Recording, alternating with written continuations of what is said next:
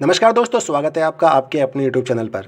साथियों, कई दिनों से मैं वीडियो नहीं दे पा रहा हूँ और डेली अपडेट भी नहीं बता पा रहा हूँ।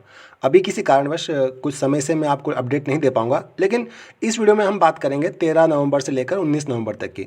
लेकिन सबसे पहले हम बात कर लेते हैं पिछले हफ्ते की कहानी की, जो कि 6 नवंबर से लेकर 12 नवंबर तक घटित हुई थी। पिछले पूरे हफ्ते में 13,000 नए खाते खुले। 1,000 नए खाते पीवीसी मेटा टोकन धारकों के खातों में भी वृद्धि देखी गई थी। साथियों, पीवीसी मेटा टोकन के रेट की बात करें तो उसमें भी 0.090 लगभग 1 बीयूएसडी के बराबर का मुनाफा देखा गया है।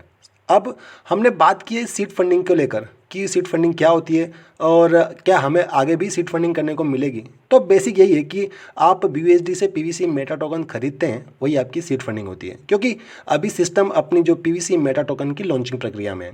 ये भी आगे चलता रहेगा, क्योंकि देखिए, पीवीसी मेटा टोकन का परचेस आप बीएसडी से आगे भी करते रहेंगे, लेकिन उस समय कुछ ऑफर नहीं दिए जाएंगे और इसे सीड फंडिंग नहीं, एक ट्रेडिंग का नाम दिया जाएगा। चलिए आगे। सिस्टम से परेशान होकर पलवान मेंबर्स जल्द से जल्द ऑटोपुल एवं बैंक विड्रॉल की मांग कर रहे हैं।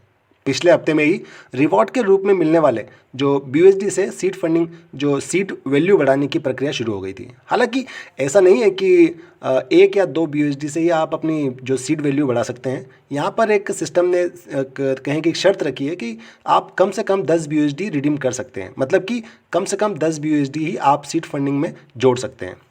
साथियों, पिछले हफ्ते में एक सवाल पूछा गया था, मतलब मैंने ही पूछा था एक पोल के रूप में कि आप पहलवान के भविष्य को किस प्रकार देखते हैं, और हमारे 60% से ज़्यादा साथियों द्वारा पहलवान के भविष्य को उज्जवल बताया गया है, पहलवान पर विश्वास जताया गया है। साथियों, इसी कुछ हफ्ते में कुछ स्क्रीनशॉट्स भी चल रहे थे कि पहलवान के सपोर्ट पर ऑटोपुल को लेकर जवाब आ रहा है, मतलब रिप्लाई दे रहा है पहलवान का सपोर्ट ऑप्शन। वहाँ पर यही बात बताई जा रही है कि जो एक ऑटोपुल है, ऑटोमेटिक प्रक्रिया है, जो कि जल्द से जल्द आपको रिलीज़ कर दी जाएगी। अगर साथियों, अगर ये प्रक्रिया सही होती है, जो कि ऑटोपुल देने की बात है, अगर ये बात सही होती है तो कहीं ना कहीं जो पहलवान मेंबर्स का विश्वास सो गया है, ख़त्म हो गया है, फिर से बढ़ जाएगा। अब बात करें इस हफ्ते की, तो देखिए दोस्तों, बेशक पूरे हफ्ते हमने डेली अपडेट की बात नहीं की है, लेकिन इस हफ्ते में कुछ सवाल पूछे गए थे, या कहूँ कि एक बड़ी अपडेट थी जिसे हमने संजो कर रखा है, जो कि एफटीएक्स के भागने को लेकर थी। आगे बात करूंगा उसके बारे में, लेकिन मैं डे टू डे अपडेट पे आता हूँ। साथियों, 13 नवंबर से ये हफ्ता स्टार्ट हुआ। हफ्ते के पहले दिन हमने पिछले हफ्ते का रिकैप किया, साथ में 2,000 नए खाते आज खोले गए थे। 14 नवंबर को मात्र 1,000 नए खाते पहलवान का हिस्सा बने। साथियों, 15 नवंबर को हमने एक बड़े डर की बात की थी, जैसा कि एक एफटीएक्स के बारे में मैंने आपको ऊपर बताया था।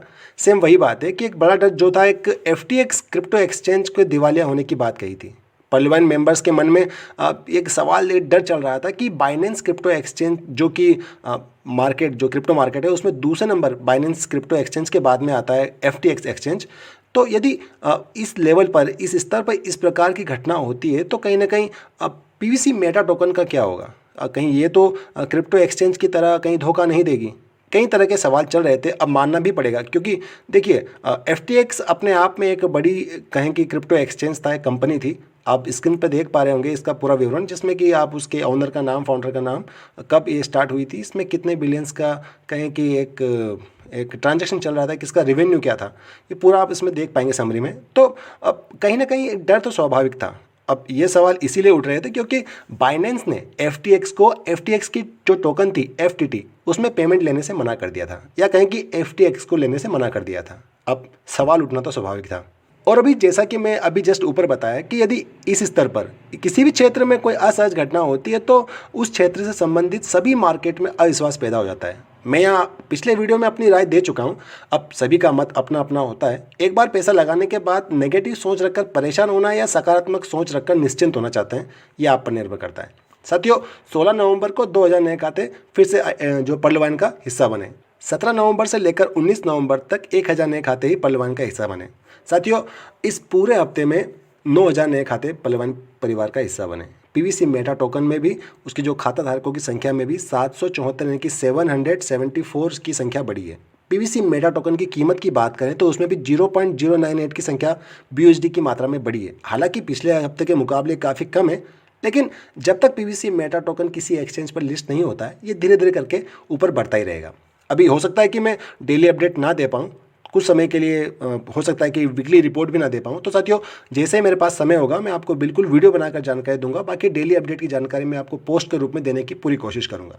साथियों, वीडियो पसंद आया तो लाइक कीजिएगा, चैनल को सब्सक्राइब नहीं किया तो सब्सक्राइब करके बेल नोटिफिकेशन ऑन कर दीजिएगा, ताकि आने वाली सभी वीडियो की जानकारी आप तक पहुँच सके। साथियों, हर बार की तरह वीडियो के अंत में कहना चाहूँगा कि अपनी सोच को काबू में रखिएगा, क्योंकि आपकी सोच ही असलियत का रूप लेगी। तो बस इसी नोट के साथ ये वीडियो का अंत। God bless you all. जय हिंद।